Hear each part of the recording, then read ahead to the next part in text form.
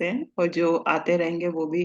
तो सभी को नमस्ते, सभी को बहुत बहुत वेलकम। और जैसे मदरलिन मैम बोल रही है, जो जो नए जुड़ते जा रहे हैं इस साल में, वो उनके लिए हैप्पी न्यू ईयर। तो भागवत कथा करने का, या इस तरह की भगवत गीता से हम शुरू किए थे इस ग्रुप को, लेकिन भगवत गीता के जो श्लोक है शायद हम सेकेंड चैप्टर में ही वहां पर हमने छोड़ दिए थे। और योगी भव, इस तरह के काफी सारी चीजें उसमें हुई। तो लेकिन हम उसके बाद कई और किताबें, इवन पश्चिम के देशों की भी किताबें, और अब 4 बजे तुलसी दल भी चल रहा है। लेकिन ये मन में था कि किस तरह हमारी आत्मा तृप्त हो, या कुछ एक नया सा कुछ चीज नए साल में शुरू करने का। तो भगवत गीता का ये है कि हम कहानियों द्वारा समझे, है ना। इसमें कहानियां कहानियां में कहानियां, इस तरह की बातें हैं। और ये कहानी भी ऐसे, कई लोग जैसे बोलते हैं कि माता पार्वती ने पहले ये सुनी भगवान शिव से। तो वो आपको पता होगा कि वो शिव भगवान उनको सुनाने लगे कथा। तो तब वो उन्होंने भगवान शिव ने कहा था कि भाई ये जो कथा सुनता है वह अमर हो जाता है। इसके लिए ऐसे वन में उनको लेके गए पार्वती माँ को, कि वो जहाँ पर कि कोई भी मनुष्य न हो। लेकिन आपको वो कथा पता होगी जरूर मधुलिन मैम, कि वहां पर एक छोटा सा जो है कि वो तोता का बच्चा, मतलब वो अंडे में से निकला और वो हुंकार भर रहा था। और तब शिव जी ने, मतलब भागवत कथा जो पार्वती माँ सुन रही थी और पार्वती माँ सो गए, तो एक मतलब पैरट पैरट तोते का बच्चे ने उसको सुन लिया, और वो इतना उसमें रम गया कि वो हूं हूं करते रहा। तो शिव जी ने सोचा कि कोई सुन रहा है। तो जब कथा समाप्त हुई, मतलब समाप्ति होने वाली थी, तो महाभारत में जो है, ये भागवत में 12 स्कंद या 12 खंड या 12 कॉन्टोस हैं। तो करने ही वाले थे, तो पार्वती माँ जाग जाग गई, बोले कि अरे मैंने तो ये सब सुना ही नहीं। तो तब भगवान शिव जो है उस पैरेट के बच्चे के पीछे भागे, और फिर वो जो पैरेट था वो सुखदेव जी मतलब निकले।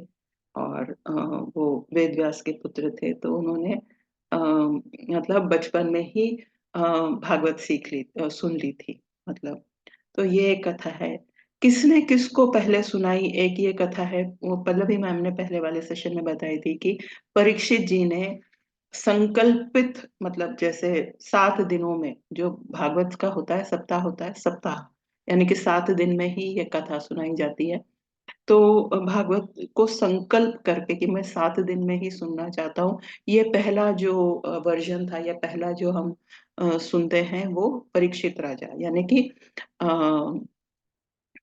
कौन, मतलब किसके पुत्र हुए वो, कौरव में से अभिमन्यु के पुत्र परीक्षित। तो परीक्षित जी का फिर आपने वो कहानी सुनी होगी, संक्षेप में वो बता देती हूँ कि परीक्षित जी थोड़ा सा, मतलब उस समय कलयुग आ चुका था, और उन्होंने एक ऋषि, सुनक ऋषि के गले में वो तपस्या कर रहे थे, और उनके गले में एक सांप, मरे हुए सांप का वो छोड़ दिया, मतलब ऐसे लगा दिया। तो ये छोटी छोटी कहानियां होती हैं। तो फिर जब वो ऋषि जागृत हुए, तो उनके बेटे ने ऐसा शाप दे दिया परीक्षित राजा को कि आपको ये सांप 7 दिन में डसेगा। जब परीक्षित राजा ने सुना, तो परीक्षित राजा ऐसे उद्वेलित नहीं हुए, ऐसे विचलित नहीं हुए। उन्होंने अपना सारा साम्राज्य हैंड ओवर कर दिया अपने बेटे जनमेजय को, और फिर वो जंगल में चले गए। तब उनको उनके काउंसलर मेंबर और ऋषि और महर्षि जो उनको मिलने आए, उन्होंने बताया कि भाई अब आप, मतलब आप बहुत अच्छे हैं, आप ज्ञानी हैं, लेकिन अब आपको 7 दिन है, तो आप क्या करेंगे। तो हम, तब उन्होंने, सबने ये कथा उनको सुनाई, भागवत कथा। तो वही सुखदेव जी उनको भागवत कथा परीक्षित जी को सुनाने आए। तो ये ऐसी ऐसी कहानियां हैं कि किसने पहली बार सुनाई, या शिव जी ने पार्वती जी माँ को सुनाई, परीक्षित, मतलब भूलोक भूलोक में किसने पहली बार सुनाई, इस तरह की विभिन्न कहानियां भी इससे जुड़ी हुई हैं। तो ये कहानी हम आगे बढ़ा रहे हैं, और पल्लवी मैम ने बहुत अच्छे से वो परीक्षित जी की कहानी पहले वाले सेशन में सुनाई थी। तो मैं दोबारा से सभी को बहुत बहुत वेलकम कर रही हूँ। सभी टीचर्स, सभी मास्टर्स, सभी को वेलकम कर रही हूँ, और बहुत बहुत धन्यवाद जुड़ने के लिए। तो जो भी मैं थोड़ा बहुत, अगर मेरी, क्योंकि मैं भी पहली बार कर रही हूँ, तो कुछ त्रुटि हो जाए तो आप जरूर मुझे बता दीजिएगा। और कोई कहानी आपको बतानी हो, सुनानी हो, उससे रिलेटेड आपने सुनी हो, आपने कहीं भागवत सुनी हो, तो बहुत अच्छा है, आप जरूर ऐड करते रहिएगा। तो आज मैं यहाँ से शुरू करना चाहती हूँ इस सेशन को, इस कहानी को आगे बढ़ा रहे हैं। कि अ, जो हम यहाँ पर से, कि भाई कहाँ पर ये कहाँ से शुरू हुआ, कहाँ से ये हुआ। तो नैमिषारण्य में ये कथा चल रही है जो हम सुन रहे हैं। और उसमें जो है सुखदेव जी बता रहे हैं कि भाई कैसे हुआ। और जो ऋषि है वहां पर, वो उनसे प्रश्न पूछते हैं शुरुआत में ही। ये किस तरह से भागवत शुरू होती है, वहां से हम लोग शुरू करेंगे। तो पिछले सेशन में थोड़ा सा मैंने ये बताया था कि वो उनके स्वागत तो करते हैं, लेकिन वो उनसे कुछ प्रश्न पूछते हैं सुखदेव जी से। कि भाई जैसे कोई गुरु आते हैं हमारे सामने, तो हम कैसे बोलते हैं कि सर आपको तो बहुत नॉलेज है, आप थोड़ा हमें बता दीजिए। लेकिन ये ऐसे नहीं पूछते, बहुत अच्छे से उनका आदर सत्कार करते हैं। और सॉरी, ये तो मैंने आंसर कर दिया। तो ये वहां पर जो है प्रश्न पूछे जाते हैं सुखदेव जी को। तो ये उस समय मैं शेयर कर रही थी कि क्या प्रश्न है, तो ये मैंने लिख दिए हैं। तो कलयुग आ चुका था, तो हम कब सुन रहे हैं भागवत। जैसे पार्वती माँ ने तो पता नहीं कौन से उसमें सुनी होगी, कौन से युग में सुनी होगी, हम कलयुग में सुन रहे हैं। वे कलयुग के एक किस्म से महाभारत होके भी 7,000 साल, 5,000 साल, जो भी आप समझे वो हो चुके हैं। उसके बाद हम ये भागवत सुन रहे हैं। उस वक्त भी भागवत थी। तो ये जो सतत एक प्रश्न है कि कलयुग में कल्याण का क्या साधन है, अर्थात मैंने अभी जो स्लाइड बताई थी उसमें 4 साधन बताए थे। हमने भी सुना होगा कि हम तो क्या कर रहे हैं, हम यहाँ पर साधना कर रहे हैं, हम क्रिया योग कर रहे हैं, हम ज्ञान से कर रहे हैं, या सब कुछ मिला के कर रहे हैं, ऐसा भी होता है। तो कलयुग में कल्याण का क्या साधन है, ये उनसे पूछा गया। या कि इतनी सारी किताबें हैं, इसका मतलब उस वक्त वेद व्यास जी ये सारी किताबें लिख चुके थे। यानी कि वेद भी उपलब्ध थे, पुराण भी उपलब्ध थे, उपनिषद भी उपलब्ध थे। तो इन सभी या और भी जो उप ये तो महापुराण हमने देखे 18 महापुराण। तो उप पुराण भी उपलब्ध थे। तो इन सभी मतलब किताबों में से उनका क्या महात्म्य है, क्या इम्पोर्टेंट है, ये हमें समझाया जाए। फिर वह ये भी प्रश्न पूछते हैं कि कृष्ण अवतार क्यों हुआ। तो भागवत में क्या है कि हम evolution as an human species पढ़ते हैं बायोलॉजी में, लेकिन यहाँ पर भागवत में ये बताया गया है कि कृष्ण जो है वही जो है अल्टीमेट है, और वही अवतरित हुए, इस तरह से समझाया गया है। तो हम उसको समझा ऐसे, एक की इवोल्यूशन का समझेंगे तो सबकी इवोल्यूशन का भी समझ सकते हैं, उसको ऐसे भी देख सकते हैं। पर यहाँ पर पूछा गया कि कृष्ण भगवान ने क्यों अवतार लिया था, या भगवान ने जब अवतार लिया या कितने अवतार लिए, और उनमें उन्होंने क्या किया, यानी उनकी क्या लीलाएं थी, उन्होंने कैसे कृत्य किए, हम सुनना चाहते हैं। वही तो इसी तरह के कि क्या उन्होंने एक से अधिक थे तो कि क्या उन्होंने किए वो हमें बताएं। और ये भी था कि उस समय इन सभी जो, जैसे कभी कभी क्या होता है, जैसे अभी हम 2024 में आ गए हैं। तो अगर आप तब 2000 में अगर आपकी उम्र इतनी है, तो जब 2000 आया था तो तब सब लोग बोलते थे 2K प्रॉब्लम, 2K प्रॉब्लम, यानी 2000 में होने वाली, 1900 से 2000 में होने वाली प्रॉब्लम के बारे में बहुत चर्चा होती थी। 2000, 2010 तक भी, 5 तक भी। तो उस समय कलयुग आया ही आया था। तो देखिए कितना उनको इस बारे में चिंता है, या उनके मन में ये प्रश्न है कि भाई धर्म जो है कलयुग में उसका जो है वो कम होता जा रहा है। धर्म की जो जो लोग धर्म से रहते थे उस तरह के, सतयुग की जो बातें हैं या त्रेता की बातें हैं, धर्म कम होता जा रहा है, तो धर्म अब कहाँ मिलेगा। तो ये सारे 6 प्रश्न यहाँ से शुरू होती है कि भाई अब कैसे होगा ये, मतलब इनका उत्तर हमें चाहिए। तो सुखदेव जी जो ये उत्तर देते हैं कि भक्ति, मतलब कलयुग में भक्ति। देखिए हम स्वाध्याय भी कर रहे हैं, लेकिन इस किताब में लिखा है कि जो अल्टीमेट को जानने का तरीका है वह भक्ति है। अर्थात कि मतलब भक्ति में ऐसे लीन हो जाना, वह है। और जो जो भी वह एक सोर्स है या सुप्रीम बीइंग है, जो कि मतलब एक किस्म से अव्यक्त है, यानी मैनिफेस्ट नहीं हुआ है, वह भी हमें मतलब ये जो कि उस वो हमारे भीतर भी है। तो हम कैसे उनको जानेंगे? अर्थात कि उसके जो अ, तत्व हैं या वो जो है वह वननेस, या जो भी जहाँ से भी सब सृष्टि बनी है, जो भी चीज बनी है, वह सब कुछ हमारे भीतर भी है। तो ये काफी मतलब जैसे एक हमने तो वाक्य में पढ़ लिया, लेकिन इसका क्या मतलब है कि जो जिस भी चीज से हम बने हुए हैं या जो चीज को हम ढूंढना चाह रहे हैं, जिस तक पहुंचना चाह रहे हैं, वह भी किसी मात्रा में हमारे भीतर ही है। और जो अवतार हुए हैं, कृष्ण भगवान के अवतार हुए हैं, उनकी लीलाओं को सुनकर, उनके जानकर, हमारे भीतर में जो भी हमारी परतें बन गई हैं या अज्ञान आ गया है, वह सब कुछ जो है साफ सफाई हो जाती है। और कृष्ण लीला ही जो हम भागवत में सुनते हैं, उसी वही सब लीला हम आगे पढ़ेंगे भी, कि वही लीला उन्होंने की है, और भागवत में उन्हीं की लीलाओं के बारे में अधिक है। तो और उनके 24 अवतार हुए हैं, तो आज के सेशन में वो 24 अवतार के बारे में भी सुनेंगे, और कहाँ धर्म कहाँ रह गया है, तो कि भागवत की कथा सुनने में, और उसमें फिर धर्म हमें मिल सकता है या हम उसको प्राप्त कर सकते हैं।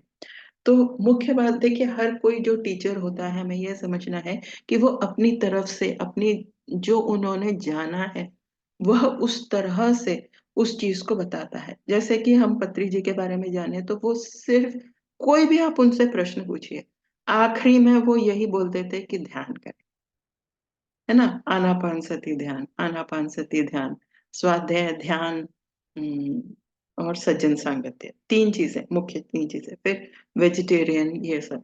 लेकिन हमें ये जानना है कि उस समय भागवत में सुखदेव जी या वहाँ के जो लोग हैं, वहाँ के जो टीचर्स हैं, उन्होंने क्या कलयुग के बारे में बताया हुआ है, तो हम उस तरह से उनको समझेंगे।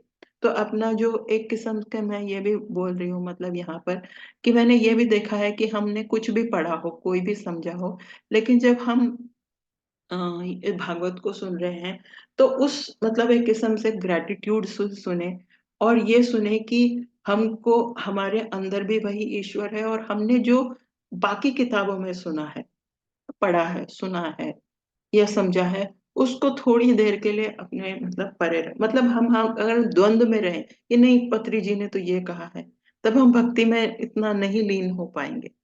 तो इस वजह से मैं मतलब कि जब हम ये भागवत सुने, तो बिल्कुल इस तरह से एक बच्चे की तरह चंपक की कहानी या इस तरह से हम सुने।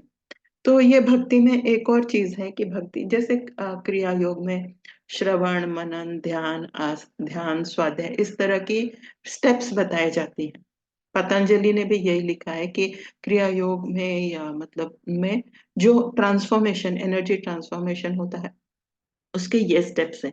यहाँ पर मतलब मैं ये बता रही हूँ, ये हाथ से बता रही हूँ, पर हाथ से आपको समझ नहीं आएगा।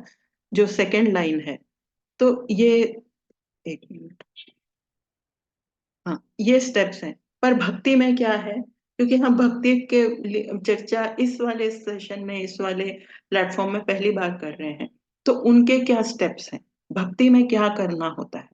भक्ति में श्रवण, तो श्रवण तो वहां भी करना होता है क्रिया योग में।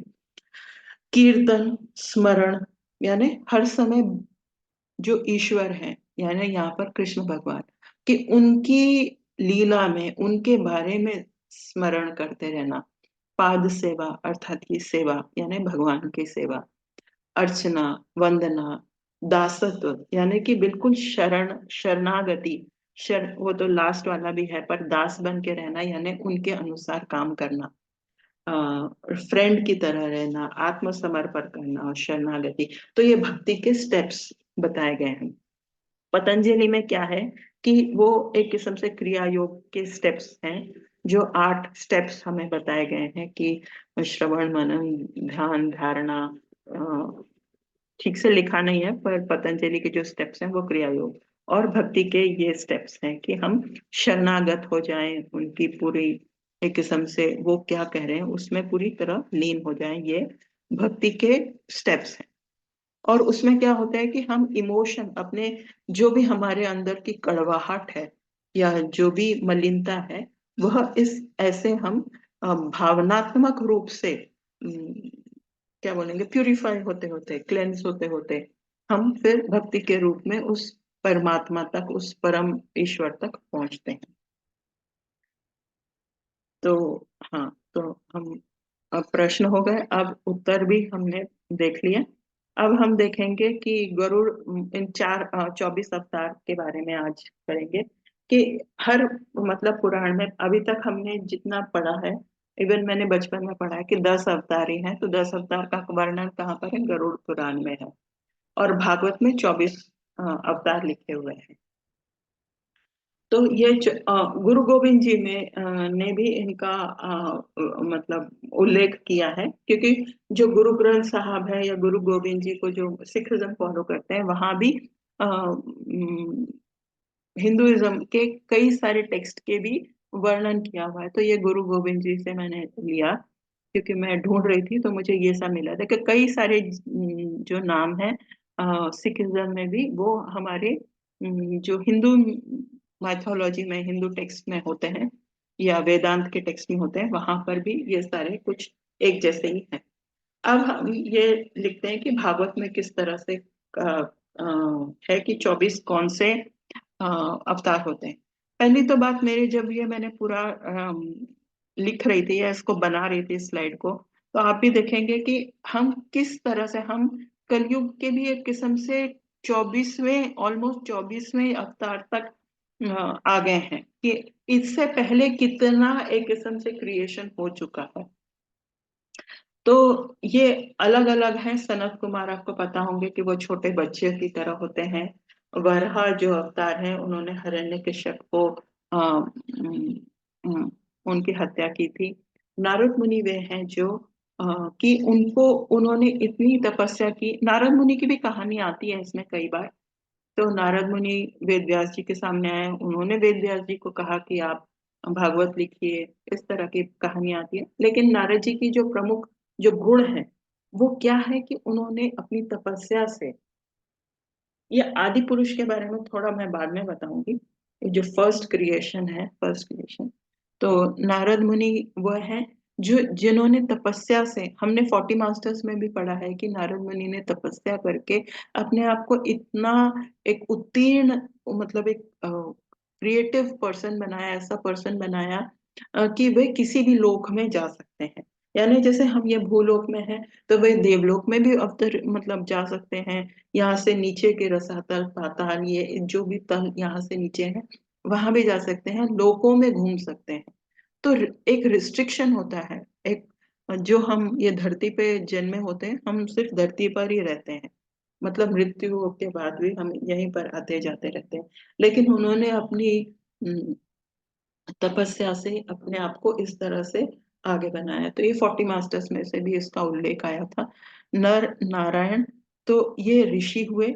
तो आप देखेंगे कि कैसे, मतलब एक किस्म से अंग्रेजी में जो हम जानते हैं कि किस तरह से इवोल्यूशन होते जा रहा है एक मनुष्य का।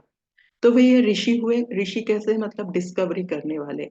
और महर्षि कपिल, महर्षि मतलब एकदम और उससे आगे हुए, महर्षि कपिल ने सांख्य योग का एक किस्म से वो रखा, एक नींव रखी। तो सांख्य भी एक अलग तरह का एक इवोल्यूशन को बताता है। तो वो भी एक किस्म का, जैसे वेदांत बोलते हैं, सांख्य भी उससे पहले का एक थॉट सिस्टम है, एक किस्म की रहने की पद्धति है, यह हम कहाँ से आए हैं। तो वो महर्षि कपिल है।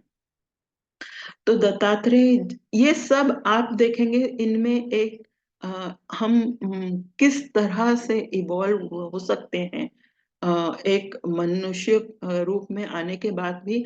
हम जैसे ऋषि, महर्षि, अवधूत, अवधूत वे होते हैं। ये भी एक रहने का, सीखने का, धरती पे रहने का तरीका है कि ऋषि क्या हुए कि उन्होंने रिसर्च में अपना टाइम व्यतीत किया।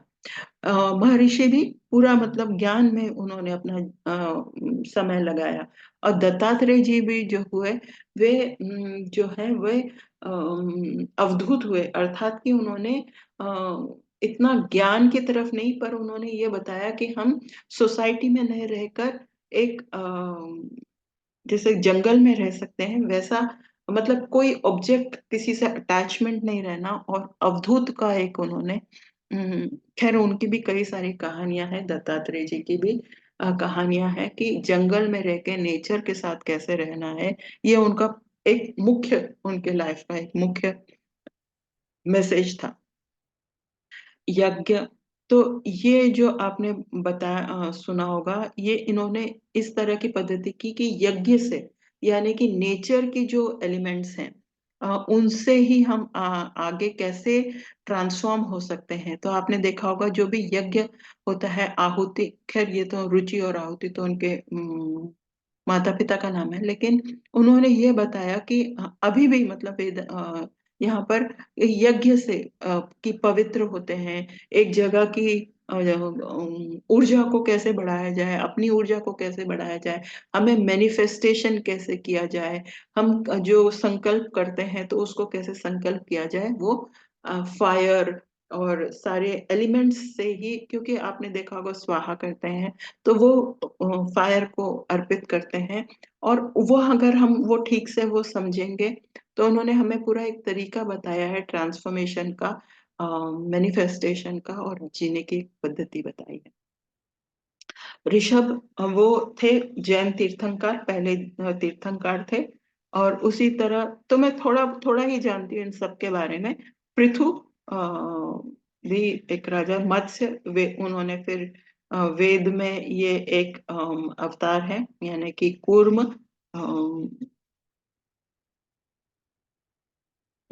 वेद, वेदों उनके बारे में मत्स्य कूर्म ये सब कहानियां हैं, अलग अलग कहानियां हैं जिसमें आप लोग भी जान, मुझे अभी इसमें नहीं जाना है, पर ये सारे धन्वंतरी जी ने फिर बताया कि हम नेचर यानी हर्ब्स के साथ कैसे हम रह सकते हैं, उनसे हमारी कैसे हम आरोग्य, आरोग्य अभी भी आयुर्वेद में सब धन्वंतरी जी के ही जो उन्होंने मेडिसन या रेसिपीज बताई हुई हैं वो सारी कुछ वहीं से चलती हैं।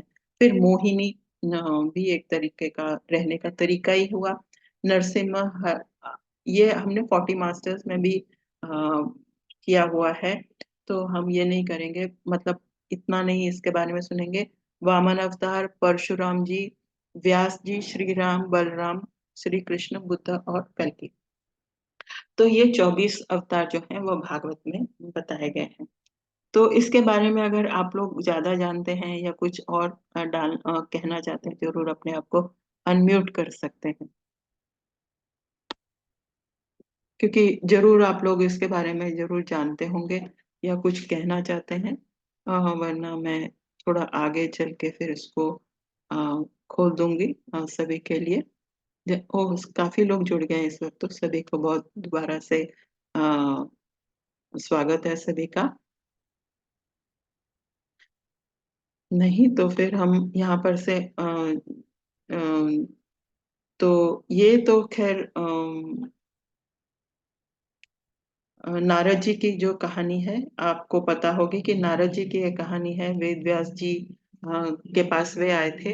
तो अगर हम उसको कहना चाहें, उसको और समझना चाहें तो नारद जी वेद व्यास के सामने आए थे, और वेद व्यास जी एकदम व्याकुल बैठे हुए थे कि भाई अब मैंने इतना सब कुछ कर लिया है, फिर भी वे दुखी से बैठे हुए थे।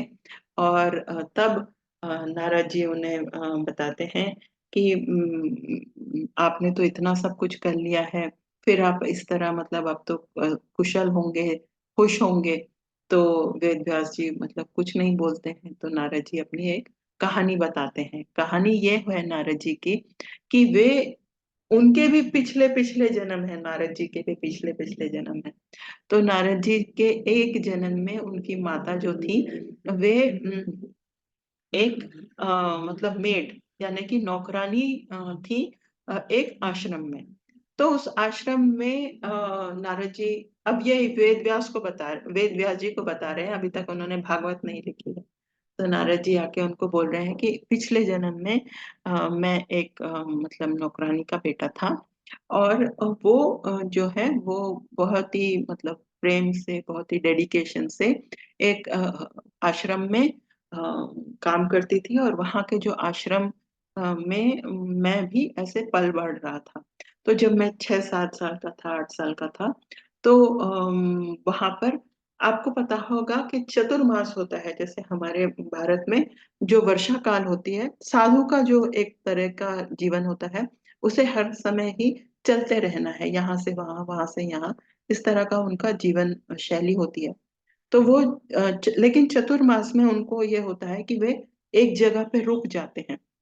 वह भी एक किस्म का एक मतलब कि उनको अब एक ही जगह पे 4 माह तक रहना है, इस तरह का वो संकल्प लेते हैं। तो उस आश्रम में जब जहाँ पर नारद जी बच्चे थे उनके पूर्व जन्म में, वहां पर वो ऋषि आए, मतलब साधु आए, और उन्होंने उस मतलब चतुर्मास में ये भागवत कथा जो है वो कहने लगे। तो अब भागवत कथा कहने लगे, तो ये जो बच्चा था, इन उन साधुओं को बड़ा पसंद आया, और ये बच्चा भी खाना तो उनकी मम्मी बनाती थी, तो ये बर्तन धोता था। और बर्तन धोते धोते उसमें खैर कहानी बताई गई है कि जो साधु लोग कुछ छोड़ देते थे वो भी वह खा लेता था, और वो कहानी भी सुनता रहता था। तो बाद में जब 4 माह हो गए, तो ये कहानी सुन सुन के इनके मन में जो कृष्ण भगवान के बारे में इतनी कैसे मतलब रिस्पेक्ट और लव एंड ग्रेटिट्यूड, और इतनी मतलब ज्ञान के लिए इतने ये आतुर हो गए, इतने इनके मन में वो एक किस्म का ऑब्सेशन हो गया, या ये समर्पित हो गए कि मुझे इस इन भगवान के बारे में और भी जानना है, और भी जानना है। ये बच्चा ऐसे सोचने लगा, लेकिन साधु तो, सारा जो साधु का समूह था वो 4 महीने बाद चले गए। और तब जब चले गए तो इनके ये बड़े दुखी हो गए, मतलब नारद जी अपने पूर्व जन्म में बच्चे के रूप में। लेकिन सबसे इनके पिता तो नहीं थे, लेकिन इनकी माता जो थी, इनको बहुत मतलब प्रेम करती थी, तो ये माता को छोड़ के उन साधुओं के पीछे तो जा नहीं सकते थे। तब इन इस बच्चे को थोड़े से मतलब वो दुखी हो गए, व्याकुल हो गए कि मैं क्या करूं। तो कुछ समय बाद क्या हुआ कि एक छोटा सा एक्सीडेंट, मतलब नारद जी के लिए तो बहुत बड़ा एक्सीडेंट हो गया, कि इनकी मम्मी की मृत्यु हो गई। और तब ये जो बच्चा है, 10 साल का होगा, 9 साल का होगा, तब वो जो मतलब माँ को छोड़ तो नहीं सकते थे, तो माँ की मृत्यु के बाद ये फिर इधर उधर जाने लगे। इन्होंने कई सारे आश्रम गए, और फिर इन्होंने वो उस जन्म में काफी कि वो कौन थे जो ये कहानी सुना रहे थे, इस तरह ये कई सारे जगहों पे गए।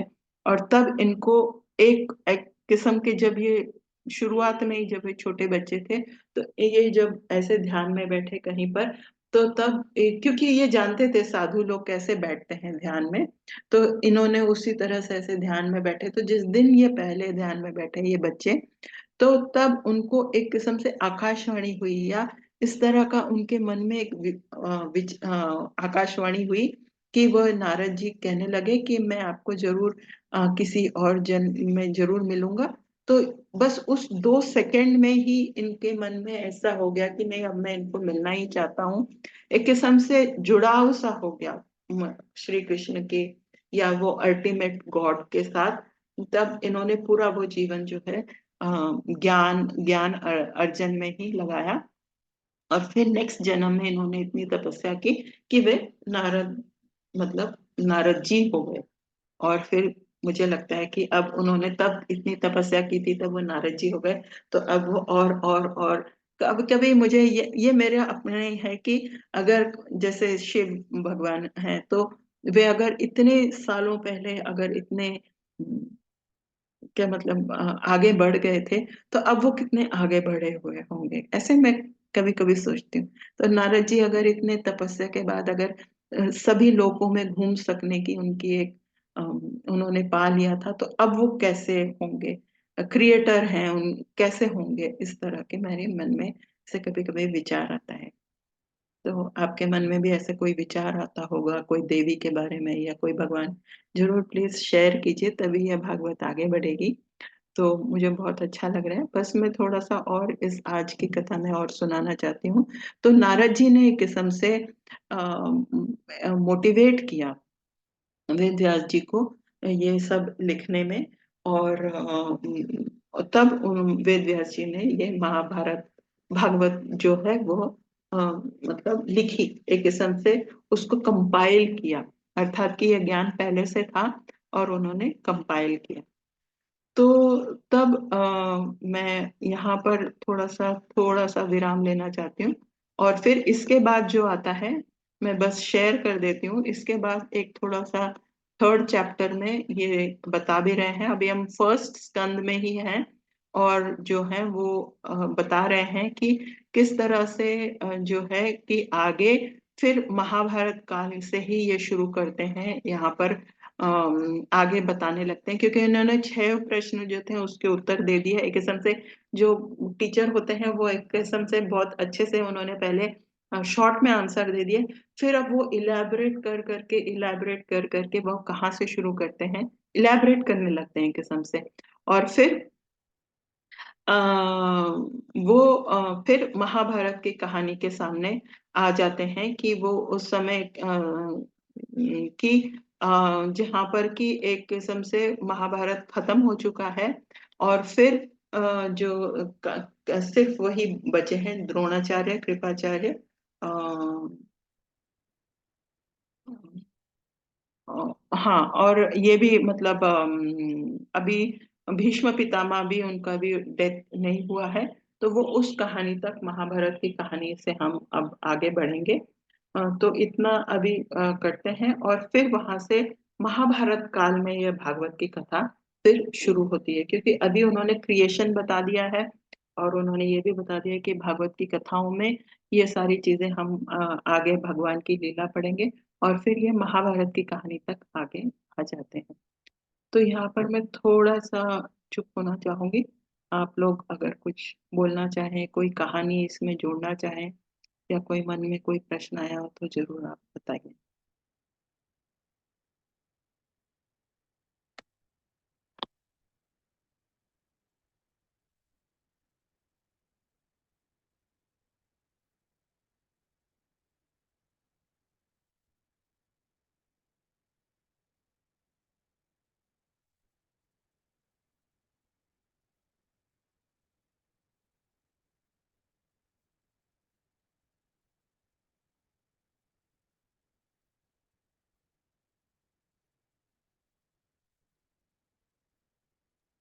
Thank you so much ma'am, आपने बहुत अच्छा से एक्सप्लेन किया। हम सब भी पहले मतलब 24 अवतार के बारे में नहीं जानते थे। वही 10 अवतार के बारे में ही जाना था कि भगवान ने 10 अवतार लिया था। आपने जो बताया 24 अवतार के बारे में जान के बहुत अच्छा नॉलेज हुआ। हम्म। तो इसमें थैंक यू विनीता, मुझे भी यही लगा था क्योंकि हम 10 अवतार ही ज्यादा जानते हैं और 24 अवतार ये। और ये भी आप देखिए इसमें पैरेलल अवतार भी हैं। कभी कभी हमें मतलब थोड़ी सी कंफ्यूजन हो जाती है कि कृष्ण और बलराम कैसे होंगे, वैसे ही राधा रुक्मणी ये सारे एक ही देवी के वो अवतार कैसे हैं, कभी कभी मन में प्रश्न आता है। लेकिन ये ऐसे हम लगता है कि हमें अभी डिस्कवरी हो रही है, लेकिन अच्छा रीटा मैम, कोई बात नहीं।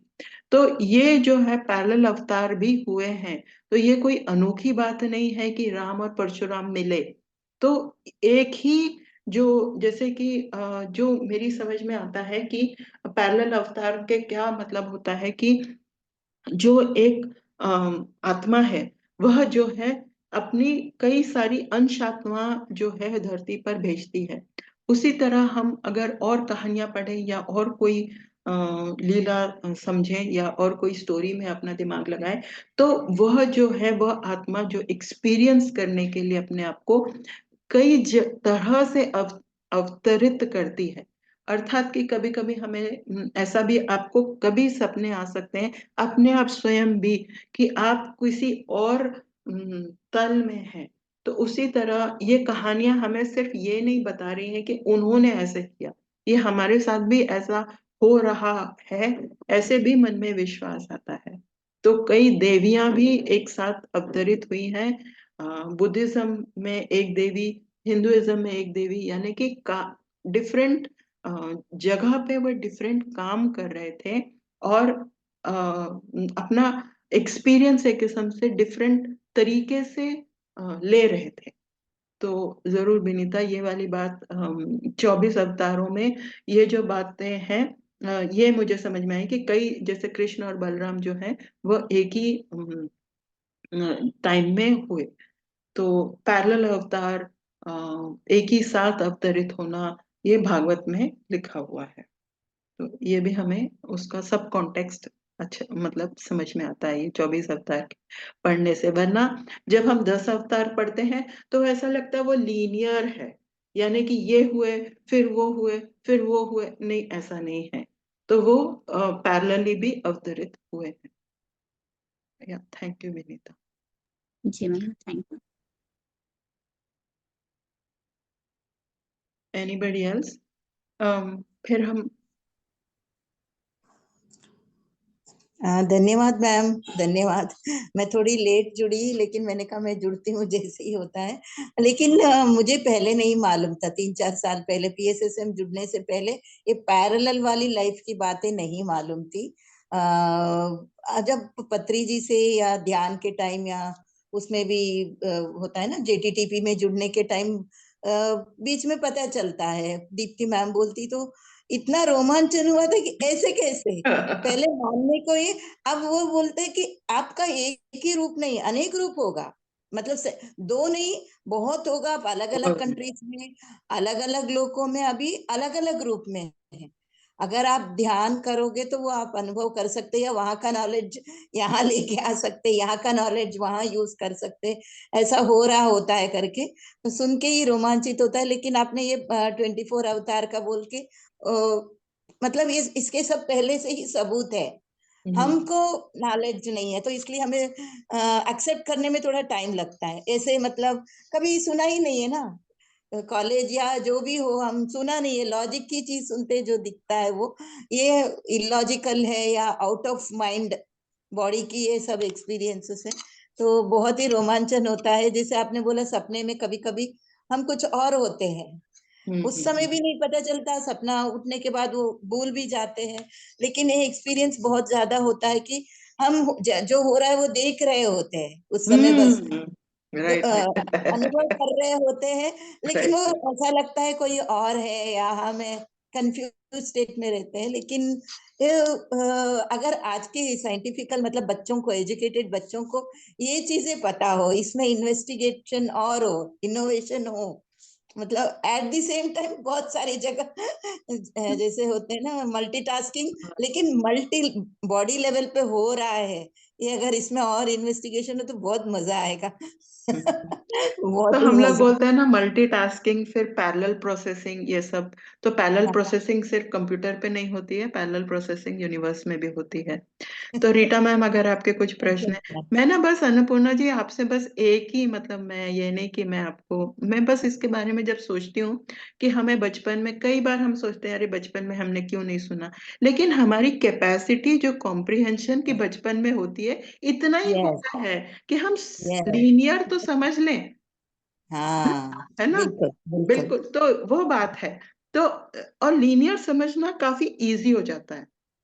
मैथ्स में भी हम्म -1 1 2 3 10 तक इतना समझ लें तो वो भी बड़ी बात होती है। पहले आपने देखा है कि जब हम छोटे में -2 +2 ये इतना करने में भी कितना मुश्किल होता है, अब वो हमारे लिए हम्म आसान हो गया।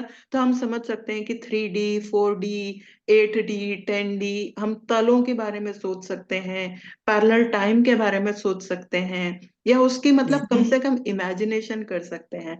तो कई चीजें जब ये स्कूल सिस्टम पर डाली जाती है तो बस मुझे यही लगता है अरे उस समय उतना भी समझ लिया तो वो भी कठिन था। वो भी बेसिक तो वो जरूरी था ना, वो उस समय हमारी जो भी वो थी, वो बढ़िया बोला। Thank you, yes. Thank you sir. जी मैम, रीटा मैम नमस्ते। नमस्कार। वो पता नहीं क्या है, मैं लैपटॉप से ज्वाइन करती हूँ तो आपके वाले ग्रुप में मैं ओपन ही नहीं कर पाती, ना ऑडियो ना वो कुछ भी नहीं हो रहा। अभी मैंने फोन से ज्वाइन किया है। So जी मैम, any आप आनंद ब्रह्मा में काफी लीन हो गए हैं मैम, आपका गाना वाना सुना वहां पर। कहाँ पे? वो कौन से दूसरे ग्रुप में मैम गाना गा रहे थे आप? अच्छा अच्छा ऐसे ही वो तो। अच्छा खैर, मैंने ना ये हम्म, भागवत इसको क्या कहते हैं, भागवत, श्रीमद् श्रीमद् भागवत, भागवत। श्रीमद् भागवत, ये हम्म मैंने पढ़ी हुई है, बहुत साल पहले पढ़ी थी। हम्म। तो अब ये आप कह रहे हो महापुराण है, ये कि अलग है कुछ? ना ना, इसको एक महापुराण कहते हैं। मैंने ये कह रही हूँ कि वन ऑफ द महापुराण है भागवत, श्रीमद् भागवत। हाँ सो देर आर हाँ अदर पुराण ऑल्सो, शिव पुराण, ये विष्णु पुराण, गरुड़ अच्छा पुराण, ये उसमें तो ये, और उप ओके। पुराण भी हैं। हम्म। देर आर उप पुराण, लाइक सब टेक्स्ट। पुराणों में भी जैसे हम कहते हैं ना, जैसे अगर स्टोरी के टाइप्स पढ़े जाएं तो जैसे कहीं कहीं कहीं पर, जैसे एक बार होता है कि लक्ष्मण जी, एक चर्चा आती है कि लक्ष्मण जी पूछते हैं कि राम जी को, ये कोई और विभीषण शायद पूछते हैं कि भाई हम अगर सब कुछ ना पढ़ना चाहे तो कितना पढ़ें। आप एक एंटर तो कर नहीं सकते कैसे? सॉरी सॉरी फिर सॉरी। ऐसे तो फिर उनके भी मतलब जैसे कि रिकमेंडेड, जैसे हम लोग को 12th का सिलेबस करते हैं तो बुक्स तो 100 हैं, लेकिन फिर कितनी रिकमेंडेड है कि ये 3 फिजिक्स के लिए ये पढ़ लेना, केमिस्ट्री के लिए ये पढ़ लेना। उस तरह महापुराणों, उन पुराणों में भी इन पुराणों को जैसे रिकमेंडेड पुराण हैं, हम्म। या हमको बहुत अवेलेबल। अच्छी, हाँ ये। बहुत अच्छी है ये बुक, बहुत ही अच्छी है। 24 अवतार दिए हुए हैं इसमें सारे। हम्म। तो तो जो हमने 5, मैं इसको बस एक और जोड़ना चाहती हूँ, जो 5 विशंति हमने वो उस दिन भी सुनाए थे, दैट इज द सांख्य योग। तो खैर कपिल जी ने बाद में लिखा, लेकिन जो पुरुष की जो व्याख्या आती है, जो सांख्य योग में 5 विशंति में पढ़ा था, वह पुरुष वैसे हुआ था, like it got created from the elements, that is the essence of that पुरुष। यहाँ पर मैं ज्यादा कॉन्सेप्ट नहीं ले रही हूँ, जो कहानियां आती जा रही हैं वो करते जाएंगे आगे, और धीरे धीरे कहानियां ही बोलेंगे। और जो मैंने आप सभी से रिक्वेस्ट की है कि आप भी कोई इसमें से कोई कहानी लेकर, और यहाँ पर कि ये भागवत की कहानी है, ऐसे कर सकते हैं। तो वो हम फिर डिफरेंट डिफरेंट कहानियां ऐसे बोल सकते हैं। जैसे पहले स्कंद में अब महाभारत शुरू होगी, दूसरे स्कंद में कुछ ऐसे शुरू होगा, तो ऐसे भी ऐसा हम कर सकते हैं। और ये काफी ऐसा है कि वो श्लोक वाला नहीं कर रहे हैं, क्योंकि मैं बस यही मधुलिन जी को बता रही थी सुबह जब वो जुड़ी, कि भाई वो श्लोक वाला तो खैर पद्मा मैम ही जब करेंगे, लेकिन तब तक हम ये 1 महीने में, जनवरी के महीने में, या जब तक ये भागवत की कहानियां सुनते हैं जो रिलेटेड, क्यों ठीक महाभारत भी तो फिर यहीं पर थोड़ा बहुत इसकी कहानियां यहाँ पर आ जाती हैं। ठीक है जी, ठीक तो ठीक। तो बहुत बहुत धन्यवाद Dharani ma'am, thank you Anagha ji, thank you. I want to ask Anuradha ji कि from where